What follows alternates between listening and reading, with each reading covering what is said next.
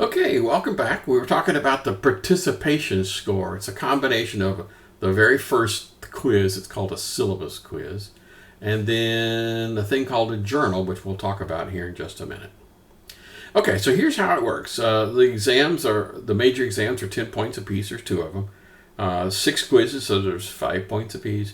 Assignments, 5 points apiece. Term project is a whopping 15%. That means basically, what did you learn in the course? Can you do Unix administration? Yes or no? I mean, that's kind of it. And then participation is the 5% chunk. Okay, so here's our weekly schedule. So everything starts on Monday and everything ends on the following Sunday. So in the whole point of this little chart is basically to show you that at the end of the week, there's always going to be 2 things that are going to be due. Either a quiz or an assignment, plus a thing called a journal. And the journal is going to be all about, did you watch the videos? Okay, that's all the journal is for. Okay, cool. So this is how it works. Everything is due at 11:59 on the Sunday. Okay, good. All right, so here's how it works. Monday, I release the current batch of videos and the previous lecture notes. The lecture notes are just things for me to kind of go by. It's kind of like a script that I read, so to speak, on whatever it is I'm going to talk about. And so I don't provide you that up front. I provide you that afterwards. So chapter 1 video, but when we go to chapter 2, then I'll release the chapter 1 notes. In other words, you have to be paying attention and taking your own notes because my notes won't substitute for that. So Sunday, either an assignment or a quiz is due. Sunday at 11:59, and then the journal is due. Okay, so let's continue. So how much work is this going to be? I don't know, maybe 1 to 2 hours outside of lecture. So you might spend an hour or 2 in lecture and then an hour or 2 outside of lecture. It is fast-paced. There's several chapters and tons of stuff to cover. And I mentioned everything is due at Sunday at 11:59. Quiz and assignment, plus the journal. Okay, so here's what the exam rules. So the midterm and the final, obviously you're doing this at home. So it's open book, open internet, open whatever. Quite frankly, it probably won't help you that much to have open book because, you got 25 questions and 2 extra credits in an hour and 15. That's like, 2 minutes and 47 seconds per. You don't have the time to go, oh, well, let me go look that up. You're going to have to know the material. You got to study. I mentioned there'll be an entire review session, so week 8 and week 16 will have no lectures whatsoever. They'll just be a review to help you do well on the midterm and the final. The take-home quizzes, they're fairly obvious. Obviously, is open book stuff. And then the lecture notes. Now, I mentioned lecture notes several times. Haven't really described it yet. But the way it works is I'll be sitting there with my notes that I'm getting ready to talk about. And when it comes to writing a quiz, I don't look at the book at all when I'm creating a quiz for this class. Instead, I'll look at my lecture notes. I'll go, ooh, that would be a really good question here. Ooh, here's another one. That'd make a really good question because it tells me if they understand. Okay? Now, if I'm looking at the lecture notes to write the quiz, don't you think it'd be a good idea for you to have those very same lecture notes in your hand while you're taking the quiz? Yeah. Okay. Assignment. Some people just flat, have trouble with reading comprehension. I'll say, do the following 4 things. And they go, okay, here are the 3 things you asked for. And I'll go, didn't you read part 4? Oh, I missed that. Except for the first assignment, most of the time we're talking about a Word document with a gazillion screenshots. And I have a file naming convention that I want you to use when you submit things in Canvas. I know this is a little weird, but just bear with me. I'm allowed to be weird. I want this. I want CIS4335, space, whatever it is you're turning in, assignment 1, 2, or 3, space, and then your last name, dot, first name. So that's 2 and exactly 2 spaces, right? Nod your head like you heard me, right? Okay, 2 and exactly 2 spaces. Good. Obviously, we're submitting in Canvas. And quite frankly, you can resubmit them as many times as you like. I mean, I'll look up at your document and go, oh, you missed part number 4. And you go, oh, okay. And you turn right around and resubmit it, even after I've graded it. Yeah, you can do that. Okay. So, yeah, we need to talk about plagiarism. So we have a plagiarism checking tool that produces a thing called a similarity score. And so, yeah, you need to have less than about 35%. So, paraphrase. The point of the rules for plagiarism are so incredibly simple. It can be described in one sentence. Here goes. Don't use other people's words. That's it. It's no more complicated than that. So what you cannot do is go to some internet source, light it up, copy, go into your paper and do paste. No, you can't do that. But what you can do is say, after reading such and such, I understand that to mean, and then you put it in your own words. It's always in your own words. It's okay to learn something from a source, but put it in your own words. You cannot use their words directly. I shouldn't even have to say that, I would think.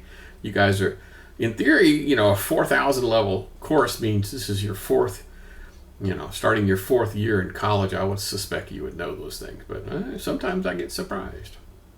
Okay, here's kind of a generic grading rubric. So 20% is, can you read and follow instructions? I know it sounds like I'm treating you like a 3rd grader, but yeah, you might be surprised. Did you learn what it is you're supposed to learn? 35%. Did it work? 25%. Best practices, and spelling, grammar, and formatting. I don't know, I'm not really too interested in that because this is not an English course. But yeah, you need to demonstrate that you actually understand the material, that you can do. If I said, okay, it's time for us to create a file sharing thing. Now, we did it in class. Now it's your turn to do it. Well, can you? Does it work? Okay. So, journals. I mentioned this. So every week, I'm going to ask you 4 questions for each section. So 4 questions a week that basically say, did you watch the videos? All right? So the questions are designed to make sure that you're watching the video. And listen to this one right here. Whoa. Pay attention to this. Answers that do not refer to what is said and done in lecture will not count. In other words, if I ask you, what is 2 plus 2? I don't want you to say 4. I want you to say, what did I say in lecture about what 2 plus 2 is? Because I may be even wrong. I might in lecture say that 2 plus 2 is equal to 5. So I do not want the correct answer. I want what is said in lecture. Remember, the purpose, I'll say it again. I'll say it 3 or 4 times. Maybe it'll sink in. The purpose for the journals is to prove to me that you've actually watched the videos and paid attention. The questions are not designed to test your knowledge or your Google skills. They're designed to tell me if you paid attention and took notes. Want me to say it again? Probably not. Okay, the journals are 85% of your participation scores. That's kind of a lot.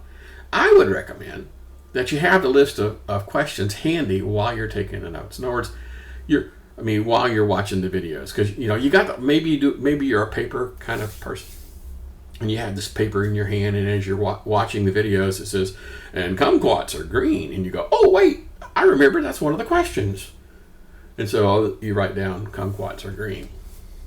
Okay, that's kind of sort of how it works. A lot of people have trouble with journals, and I think it's just because I'm asking you to provide your undivided attention during the videos, and some people just flat don't like to do that. Okay, let me continue. So, late policy. Everything is due at 11:59 on the date shown, typically a Sunday, except for the last week because the end of the semester is on a Friday. Just say. So, I usually finish grading, a few days after the due date. Typically, I start Monday morning. I can't swear on a stack of Bibles that I'm going to do all the grading Monday morning, but I'm going to try.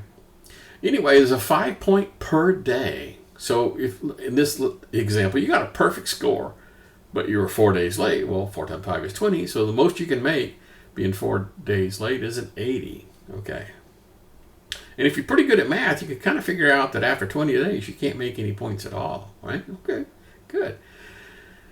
All right, let's continue. So here's my grading history. The purpose for this is just to kind of let you know about me.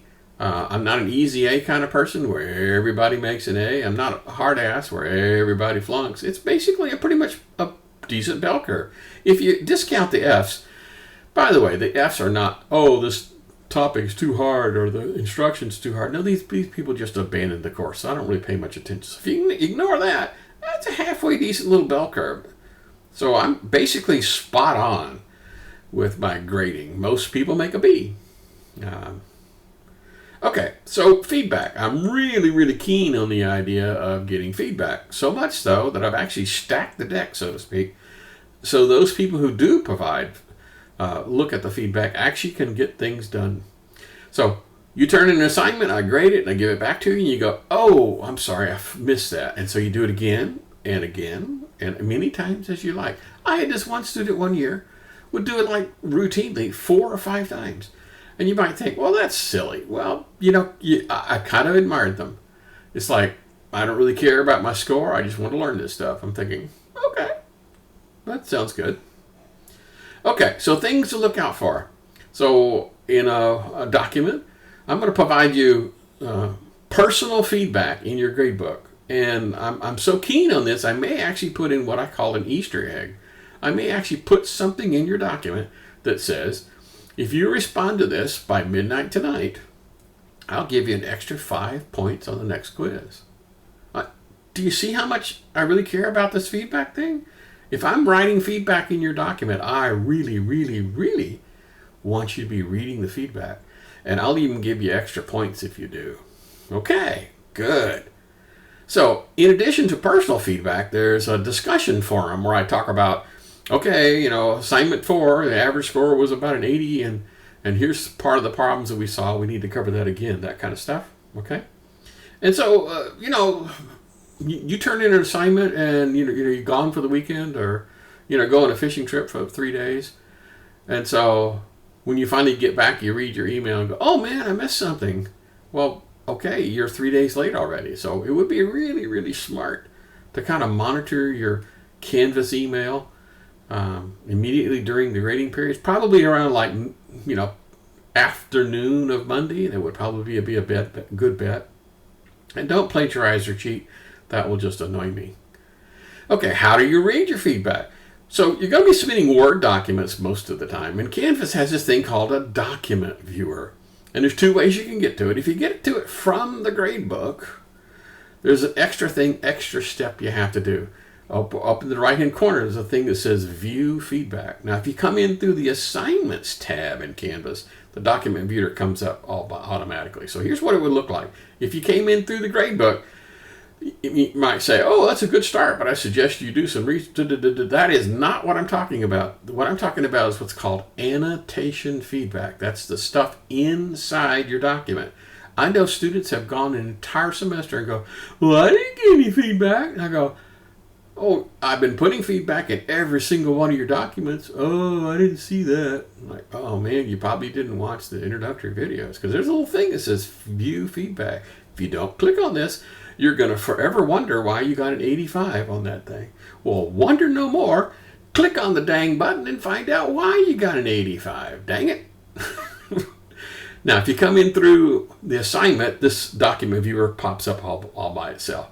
So, I might highlight things. I put little things off to the side. So this is what I'm talking about, annotation feedback. And this is where you might find something that says, if you respond by midnight tonight, I'll get you an extra 5 points on the next quiz. That kind of stuff. Okay, so this is definitely something you need to be paying attention to. There's even a quiz question on this. Okay, once again, we're coming up on the 15-minute mark. So once again, I'm going to stop this and we'll pick it up in just a few.